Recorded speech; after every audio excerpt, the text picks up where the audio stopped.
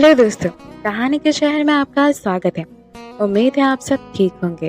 तो बढ़ते हैं अब कहानी की ओर। एपिसोड 4, डाइवोर्स के बदले शादी। मानिक होटल पहुंचा। रोज के मुकाबले आज का माहौल थोड़ा गर्म लग रहा था। मानिक सोच रहा था कि आखिर हुआ क्या है आज सबको। न कोई बात कर रहा है, न कोई हंसी मजाक चल रहा है। वो चुपचाप किचन में गया, जहाँ पर head chef mister Radheshyam Vaghela उसका इंतजार कर रहे थे। वो काफी तीखे मिजाज के थे। गुड मॉर्निंग हेड, मानिक ने झुककर कहा। तो अब मॉर्निंग हुई आपके शहर में जूनियर शेफ? हमारे यहाँ तो आधे घंटे पहले ही हो गई और हम आ भी गए। और तुम सब क्या देख रहे हो मुझे? जल्दी हाथ चलाओ, आज हमारे खास मेहमान आने वाले हैं। मैनेजर ने कहा है उन्हें कोई शिकायत का मौका नहीं मिलना चाहिए, खास तौर पर हमारी तरफ से तो बिल्कुल नहीं। राधेश्याम जी ने कहा। उनकी बढ़ती उम्र के साथ उनका बिहेवियर भी बिगड़ता जा रहा था। वो कहते हैं ना, बुढ़ापे में लोग बच्चे बन जाते हैं। सॉरी शेफ, आगे से देरी नहीं होगी। मानिक ने माफी मांगी और अपना ड्रेस पहनकर काम पर लग गया। आरवी, सुना क्या आपने कल रात को क्या हुआ? किचन में दौड़ती हुई आई और सीधे राधेश्याम जी के पास आकर रुकी। वो लड़की दिखने में एक कॉलेज स्टूडेंट लग रही थी। उसके बात सुनकर राधेश्याम जी ने उसे घूर कर देखा। मानिक को तो हंसी आ रही थी।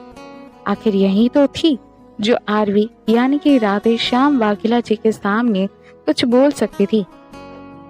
कितनी बार कहा है तुम्हें हर्षिता, मेरा नाम पूरा लिया करो या फिर हेड कहा करो। ये आरवी मुझे सही नहीं लगता। और क्या ही हुआ होगा कल रात को, कयामत तो नहीं आई ना?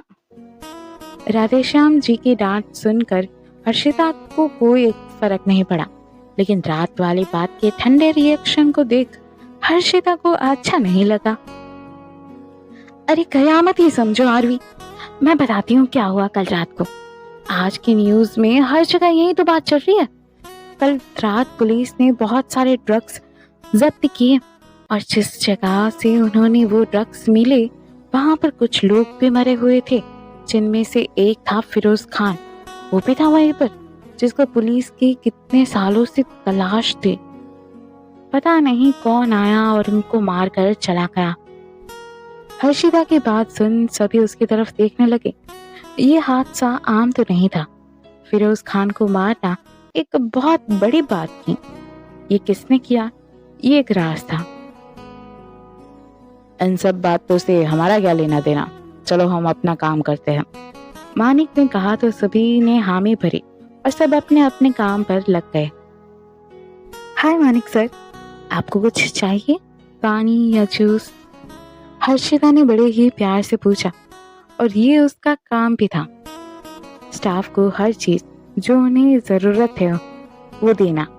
लेकिन हर्षिता के बिहेवियर से ऐसा लग रहा था जैसे वो मानिक को पसंद करती है, और करे भी क्यों ना। आखिर मानिक था ही ऐसा, एकदम ग्रीक गॉड की तरह।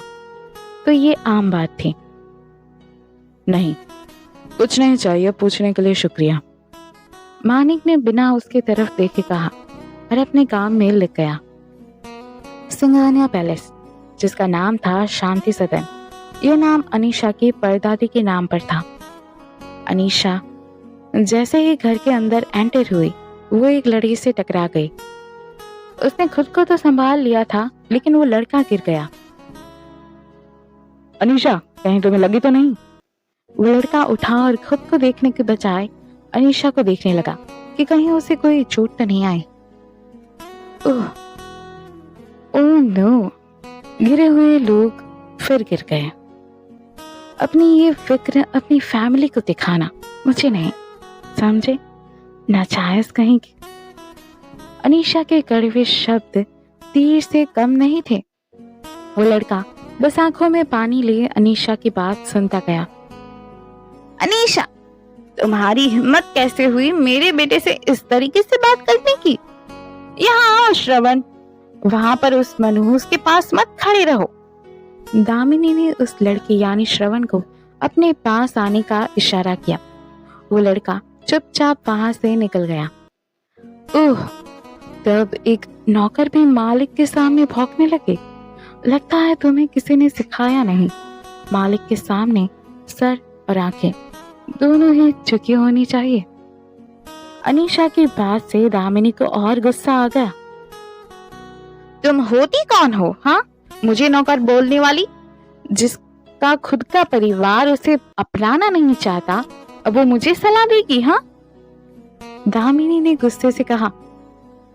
और अब क्या मेरे इतने भी बुरे दिन आ गए हैं कि मैं अपनी बाप की रखैल से बात करूं? उसके चेहरे पर एक हल्की सी मुस्कान थी। No, never.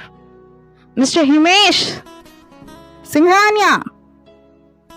अनीशा की चीख सुनकर सब बाहर आने लगे। वो जोर से चिल्लाई थी। दामिनी को ऐसा महसूस हुआ कि उसकी छोटी सी मुस्कान देखकर कि जैसे वो उसका मजाक उड़ा रही हो। दरअसल जब कुछ सालों पहले अनीशा के पिता की मौत हो गई थी एक एक्सीडेंट में, तब उन्हें पता चला था कि उनकी सेक्रेटरी दामिनी से उन्हें एक बेटा है, श्रवण। परिवार की इज्जत और पोते के मोह में अनीशा के दादा रघुनाथ सिंघानिया के कहने पर अनीशा की मां ने उस लड़के को अपना नाम दिया, यानी कि उन्होंने कहा कि उन्होंने श्रवण को जन्म दिया है। तुम्हारी इतनी हिम्मत! दामिनी ने जैसे अनीशा पर हाथ उठाने की कोशिश की, अनीशा ने उसका हाथ कसकर पकड़ लिया। यहाँ क्या हो रहा है? रघुनाथ जी ने सीढ़ियों से नीचे आते हुए कहा। बाकी सबके मन में भी यही सवाल चल रहा था। क्या सिंघानिया साहब, आप अपने मेहमानों को बुलाकर ऐसा स्वागत करते हैं क्या? ये मुझे नहीं पता था। अनीशा ने दामिनी का हाथ झटक दिया। दामिनी के चेहरे से ये साफ पता चल रहा था कि उसे कितना दर्द हो रहा था। अनीशा की बात से रघुनाथ जी को गुस्सा तो बड़ा आया, लेकिन उन्होंने अभी कुछ बोलना सही नहीं समझा। तो बोलिए, आपको क्या चाहिए बड़ी माँ से डाइवोर्स के बदले? अनीशा ने अपने कदम हिमेश सिंघानिया की तरफ बढ़ाते हुए कहा। डाइवोर्स के बदले शादी। अनीशा के पीछे से एक जोर की आवाज आई। उसने मुड़कर देखा तो ये उसकी माँ थी, जिससे वो सबसे ज्यादा नफरत करती थी, मनीषा दिनेश सिंघानिया। जब से मनीषा ने अपनी पहचान और हाई फाई स्टेटस के लिए अपने मरे हुए पति के नाजायज बेटे को अपनाया था, तब से अनीशा की नजरों में उसकी मां गिर चुकी थी। अब क्या करेगी अनीशा? डाइवोर्स के बदले शादी? ये क्या बवाल है? क्या अनीशा मान जाएगी? आगे सुनने के लिए बने रहिए मेरे यानी केचे के साथ। हेलो दोस्तों, कहानी के शहर में आपका स्वागत है। उम्मीद है आप सब ठीक होंगे। तो बढ़ते हैं अब कहानी की ओर। Episode number 5, Mrs Anisha Manik Mehta. Anisha को लगा ही था कि जरूर दाल में कुछ काला है, लेकिन उसे नहीं पता था कि इन लोगों ने दाल लाल और पीली कर दी है। तो इस उम्र में आपको शादी करनी है, शौक से कीजिए, इसका मुझसे क्या लेना देना? अनीशा ने अपनी माँ से एकदम कूल अंदाज में कहा। दामिनी और उर्मिला दोनों को ही अनीशा की बात पर हंसी आ गई। उन दोनों ने एक दूसरे को देखकर हाई फाई देने के लिए अपना अपना हाथ ऊपर उठाया, लेकिन फिर कुछ सोचकर वापस से खींच लिया। दिमाग तो ठिकाने है तुम्हारा? मैं अपनी नहीं तुम्हारी शादी की बात कर रही हूँ। ये रहे देविका दीदी और हिमेश भैया के डाइवोर्स पेपर, और ये रहे तुम्हारे मैरिज पेपर। जैसे ही तुम इस पेपर पर साइन करोगे, हिमेश भाई भी इस पर साइन कर देंगे। अब फैसला तुम्हारा है। मनीषा ने टेबल पर 2 पेपर रखते हुए कहा। अनीशा काफी हैरान थी। वाह, इतनी जल्दी बकरा भी ढूंढ लिया आपने। लेकिन आपको क्या लगता है, शादी करके मैं अपने पति के गुलाम बन जाऊंगी? नहीं, ऐसा तो आपके सपनों में ही हो सकता है। गुलाम तो वो मेरा बनेगा। अनीशा ने गुस्से से कहा। नहीं बेटा, तुम्हें बिना मर्जी की शादी करने की कोई जरूरत नहीं है। सीढ़ियों से नीचे उतर रही देविका ने चिल्लाकर कहा। अनीशा ने जल्दी से हिमेश को पेपर और पेन थमाया और उसने भी जल्दी से साइन कर दिए। इससे पहले कि देविका उसे रोक दे, हिमेश ने भी साइन कर दिया। लो, हो गया काम पूरा। अब आज से मेरी बड़ी माँ आजाद है और वो मेरे साथ ही रहेगी। रहोगी ना? अनीशा ने देविका के पास जाकर कहा। देविका जी की आंखों में आंसू आ गए। उनका खुद का कोई भी बच्चा नहीं था, लेकिन अनीशा और उसका रिश्ता खून के रिश्तों से भी बढ़कर था। अनीशा उसके लिए कुछ भी कर सकती थी। मेरी बच्ची। देविका जी ने अनीशा को गले से लगा लिया। 2 दिन बाद है डाइवोर्स पेपर की हियरिंग, तब डाइवोर्स फाइनल होगा, मनीषा ने कहा। उसे अनीशा और देविका का गले लगना बिल्कुल भी अच्छा नहीं लग रहा था। ठीक है मिसेस सिंघानिया, फिर 2 दिन बाद मिलते हैं कोर्ट में, अनीशा ने कहा और देविका का हाथ पकड़कर वहां से जाने लगी। 2 दिन बाद एक नहीं 2 डाइवोर्स होंगे, एक तो बड़े माँ का और दूसरा मेरा। वैसे ये पता करना चाहिए कि मेरे 2 दिन का पति आखिर है कौन, अनीशा ने अपने मन में ही कहा और फिर वीर को एक मैसेज किया। स्टूडियो में, एडिटिंग स्टूडियो में शूटिंग चल रही थी। वीर मेनका की शूटिंग देखने आया था। जैसे ही मेनका का शूट खत्म हुआ, मेनका सीधे वीर के पास आ गई। ऑसम बेबी, क्या एक्टिंग थी, सुपर एकदम। वीर ने मेनका के आते ही उसकी तारीफों में ताजमहल बांध दिया। सच में डार्लिंग, मुझे पता ही था, कोई समझे या ना समझे, तुम मेरा टैलेंट जरूर समझोगे, मेनका ने वीर को गले से लगाते हुए कहा। सच बात तो ये थी कि एक सिंपल से सीन में भी मेनका ने 67 टेक्स लिए थे। उसके बाद भी वीर उसकी तारीफ कर रहा था, जबकि बाकी के क्रू और डायरेक्टर का हाल बेहद ही बुरा था। लेकिन वो अब कर भी क्या सकते थे। प्रोड्यूसर का आदेश जो था कि मेनका को ही हीरोइन रखना है, और वो प्रोड्यूसर थे हमारे वीर बाबा, जिसका पता बस अनीशा को ही था। अभी वो दोनों बातें कर ही रहे थे कि तभी वीर का फोन वाइब्रेट हुआ। वीर ने फोन देखा तो अनीशा का मैसेज था। अगर तुम्हारा इश्क लड़ाना बंद हो गया हो तो पता करो अपनी ज़ारा से कि मेरा पति कौन है। ये मैसेज देखकर वीर का फोन अपनी जान देते देते बचा। क्या हुआ बेबी, कहीं उस अनीशा ने तो तुम्हें परेशान नहीं किया ना, मेनका ने गुस्से से कहा।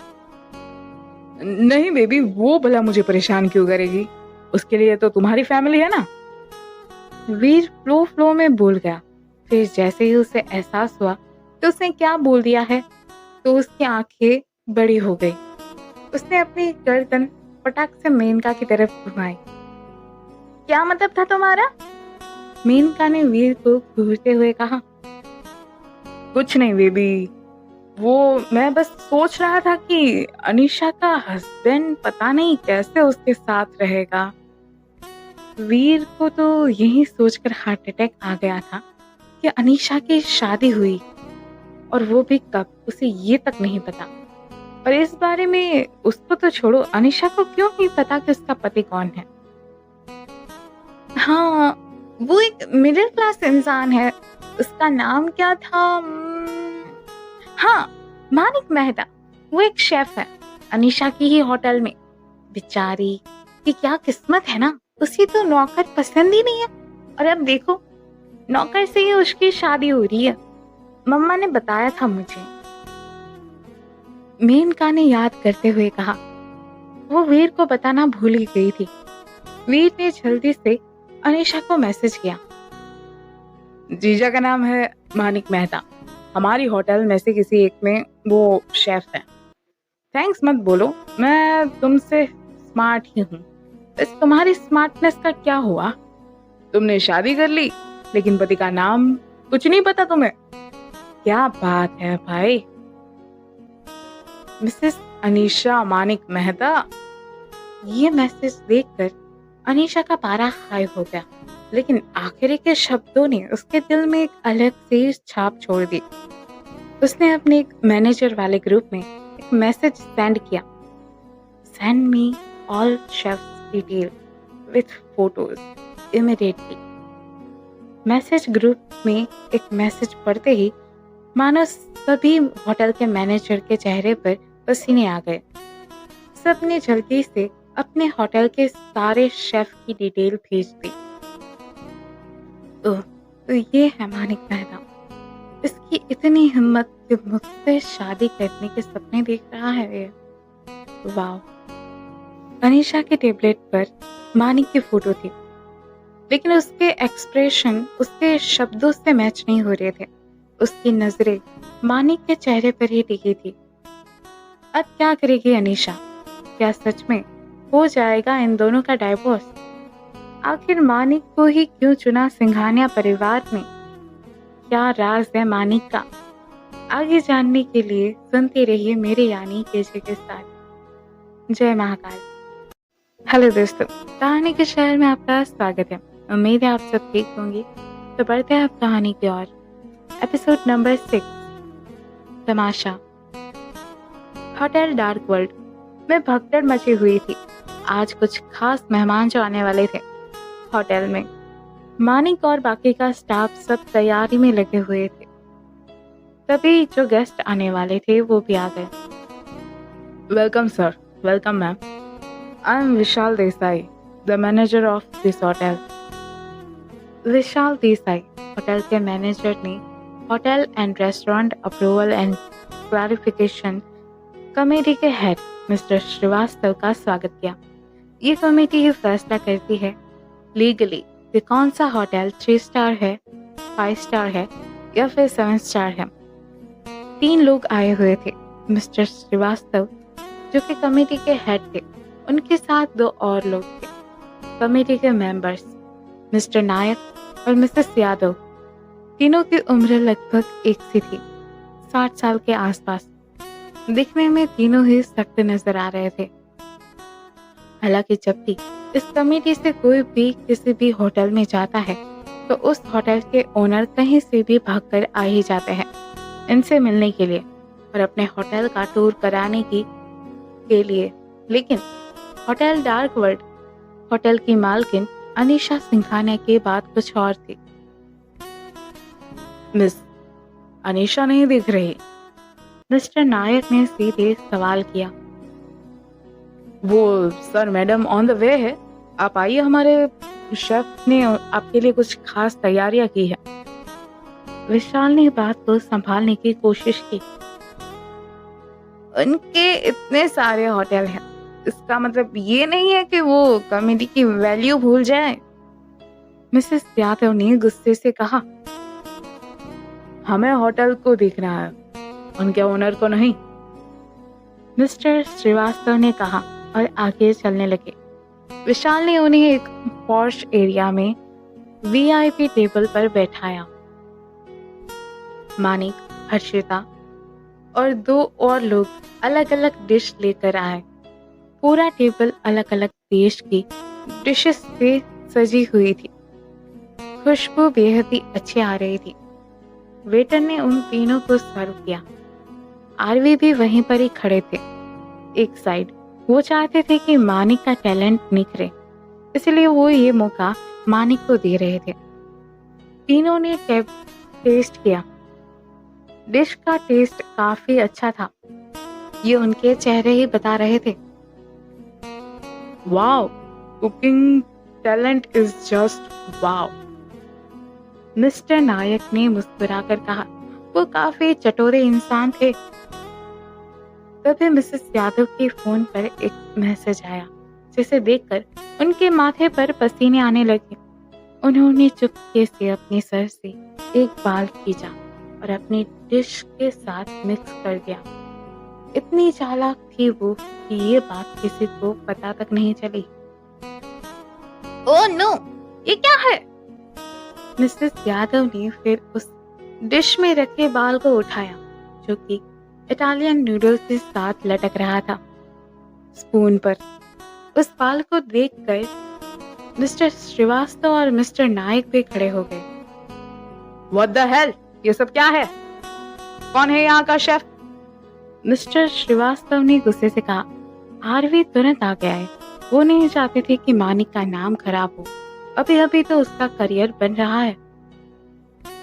Radheshyam Vaghela, I am head chef. Aarvi ने आगे आते हुए कहा। उनके आवाज में डर झलक रहा था। नहीं सर, ये सारी प्रिपरेशन मैंने की है। मानिक आरवी को ऐसे कैसे फंसने देता? वहीं खड़े विशाल को तो समझ ही नहीं आ रहा था कि वो क्या करे। ये हरकत है। जब तुम लोग हमारे साथ ऐसा कर सकते हो तो आम लोगों के साथ तुम सब क्या ही करते होगे? ब्लडी। इससे पहले कि मिसेस यादव आगे कुछ बोल पाती, एक कठोर आवाज हॉल में खड़े सभी इंसानों के कान में गूंज उठी। इतने बड़े पद पर होकर भी ऐसी लैंग्वेज यूज करना शोभा नहीं देता मिसेस यादव। ये आवाज थी अनीशा की। अनीशा को देख मिसेस यादव के चेहरे पर पसीने आने लगे। फैल गया रायता, मानिक ने धीरे से कहा, जिसे कोई सुन नहीं पाया।